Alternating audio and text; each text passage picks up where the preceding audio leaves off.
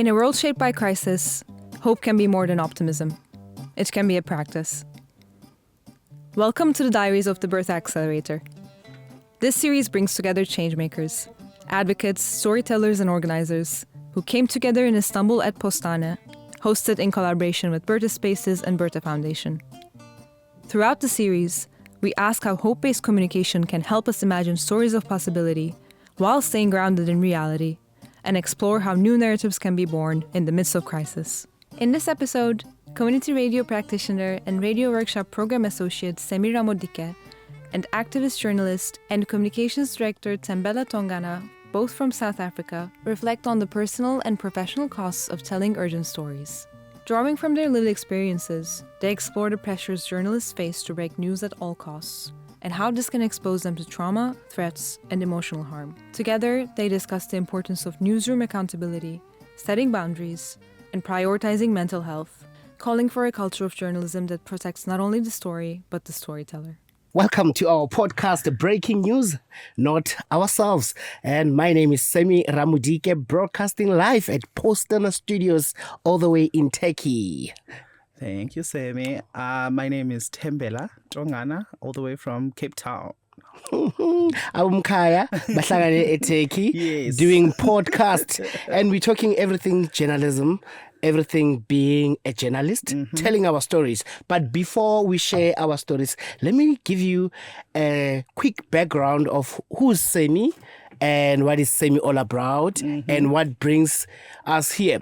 Okay, Sammy is a young boy who grew up in Alexandra Township, Johannesburg, South Africa, fell in love with radio in 2011. That's when I graduated from school. And then 2013, I joined Alex FM as a volunteer. And 2014, I was introduced to Radio Workshop. And I was juggling Alex FM and Radio Workshop. That's how passionate I was Radio. Yeah, and my job, juggling. And sometimes they will complain about me to say, hey, you're always focusing on Radio Workshop and Alex FM. How do you do that? But I managed to get away with it because I was passionate. I always like to get myself busy, and within the space of Alex FM, I then became a production manager responsible for building the sound, image, copywriting, and then Radio Workshop. I started as a youth mentor, a facilitator, and then from a youth mentor in 2016, I was then promoted to be a regional facilitator. Basically, a regional facilitator's role and responsibility is to, go to different radio stations and train our young reporters. And since then till today, I've been with Radio Workshop, and currently I'm a program associate responsible for building relationships with a community radio station and creating new partnerships and also providing trainings, and now to our facilitators and also at times with our youth reporters. So that's my background with media, Radio Workshop, and Alex FM. And you, Thembela? Journalism. And Because that's what brings us here too. So in the last 10 years, I've changed jobs, or let me say careers. So I started out as a journalist. I am what I call myself an activist journalist. Yeah. So my journalism always includes activism in it, and then recently working for Bertha Spaces, which is a program of Bertha Foundation as a director of communications and marketing. But I've always been we're in Turkey today talking about storytelling. I've always had a passion for storytelling. I've always had a passion about people telling their own stories and owning the narrative of their own stories. And I think that's very important for our communities, especially looking at what's happening, especially in our country, and how people's voices can easily get lost in the midst of everything that's happening. So yeah, my career has been in journalism / comms, but always journalism has been my first love. And you know what, before we dive deeper, I just want to say shout out to Bertha Acceleration Program for 2025 for bringing us together as activists and journalists to come here and share our story. And actually talking about sharing our story as a journalist, I just want to put myself out there because we're all about breaking news stories or breaking stories, and sometimes we're not sure, are we breaking ourselves down in the process of sharing stories. You know, I remember in 2023 from work, Alex FM, along the way we were mugged and my friend was shot and he later passed on. And because we are in the business of breaking stories, the story was broke by my colleague. Yes. And because the agency of the story, he forgot to, safety of the people who are still alive. Yes, and the people involved in the story. They put our names there, which put us, the victims, at the center stage, because now people know that so-and-so was killed, so-and-so, they are the survivors. And looking at the crime in South Africa, and crime and corruption, that put our life at a center stage because we started to receive death threats because our journalists were concerned about breaking the stories more than who are the victims or survivor. How do we protect them? I don't know, what's your take around that in terms of breaking stories or breaking ourselves? I mean, that's an interesting take, and especially if you look at the cult or the newsrooms and what newsrooms are currently going through in I think not only in South Africa, worldwide, the shrink in newsroom and how the importance is put on breaking stories. And I mean, journalists are tired and they constantly have to produce, and there isn't enough time to actually take care of oneself. And it's a very interesting topic to say, is the importance more on like breaking the story, and in that we're not looking after the fact that we're actually breaking ourselves in the process, mentally and physically. And, we're talking about lived life experience of a journalist. Yes. And I think challenges, you spoke about mental health. Sometimes we don't know when to even draw a line. Some journalists, they are even threatened to say, if you cover that story, here is a bullet for you. And then how do we draw a line? Because I think from the newsroom, we're all about run with the story. And here you are covering a story, but the story, it's putting you as a journalist at risk, not only you, but also your family members. I think as journalists, we should also, or at times, prioritize ourselves. Yes.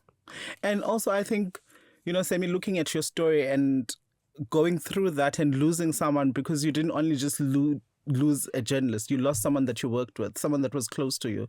And the importance is always breaking the story of the journalist was killed, but there's never an importance put on how is Sammy doing. True. Sammy is involved one way or another. Sammy's life is in danger. How is Sammy doing? And I remember when you were telling me the story and you were talking about how you were getting calls to do interviews about the incident, but no one called you to ask you, how is Sammy? How am I doing? And what help does Sammy actually need? And that's when I recognize some of the emotional triggers, because now you have these people interested of the story, but they are not interested into your mental health. So I then decided, you know what, can I leave Joburg? Can I leave my job for the sake of my health, my mental health? Because all the time when I walk on the streets of Alex, I'll be pointed, there's Sammy, he's the one who survived. And some people will say, no, this one is lying. He knows something, and of which I don't know anything. But also, how do we set boundaries as journalists? And I first wanted to touch on like you having to relocate to another province.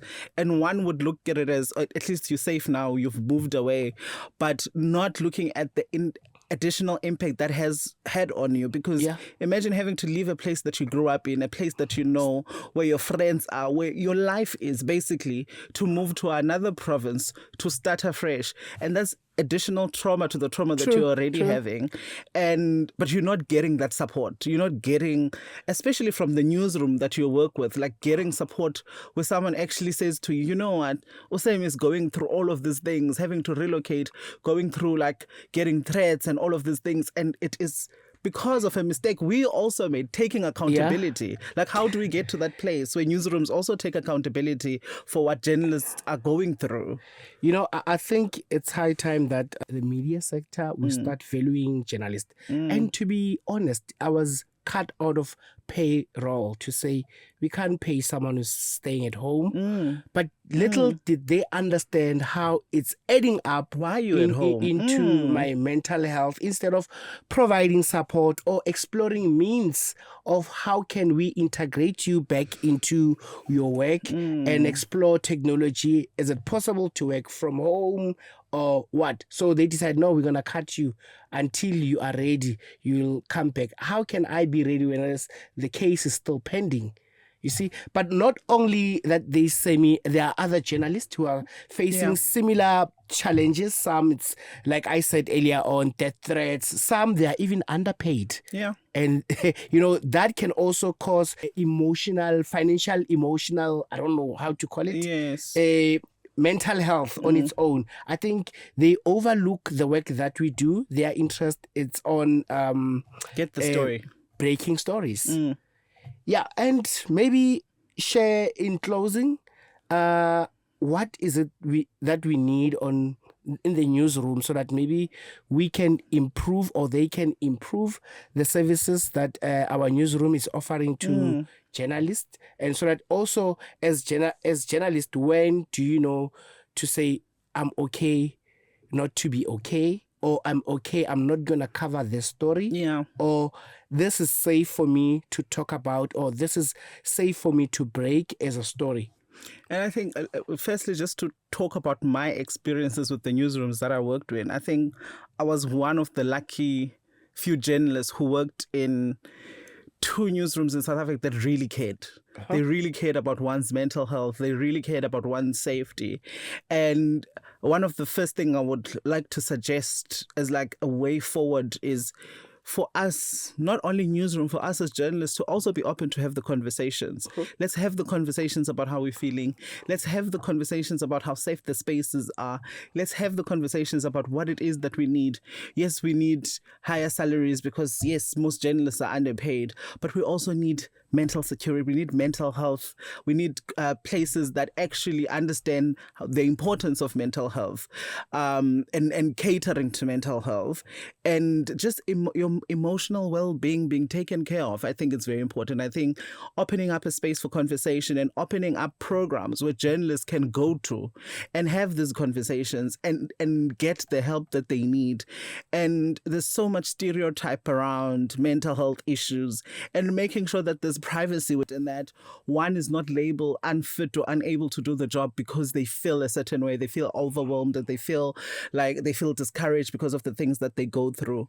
Create a space where journalists can also feel safe to say, you know what, I'm going through a lot and I'm unable to do this. And also maybe those conversations will also spark the idea amongst us as journalists to be able to say, when you feel like you're at a breaking point, when you feel like you need help, to speak up and say, I need help. Sure. And when you feel unsafe, to say, I feel unsafe doing this story. I feel this way doing this story. Because sometimes, we also, because you're thinking about that award at the end of if I break the story, I might get that award, without thinking about the damage it's actually causing. Death threats, to have your family, also in danger is not fun for anyone. No one wants to live that kind of life where you don't even feel safe being at your own home. You don't feel safe driving your own car. You don't feel safe going to a restaurant. That's not a life one has to live. And I think the more we talk about these, the more people can, before things blow out, can say, you know what, I need help. You know what, this is how I feel. You know what, I think I need to have this kind of conversation. And for spaces to allow for those things to happen. I think that's the first thing, conversation and spaces where people feel safe to be able to do those. And I think also just for newsrooms to realize the pressure journalists are, and to be open to offering help to journalists. Exactly. You know, my takeaway from the conversation is, as a journalist, you have to recognize emotional triggers, pay attention to stories that may trigger emotions, and also set boundaries. It's very important to set boundaries when it comes to stories, which stories you want to cover or which it's a no to you. And also, it is important all the time. Take note, take action when possible, and also prioritize your mental health as a journalist. This episode was made possible by contributions from the Bertha Foundation and UMI Fund.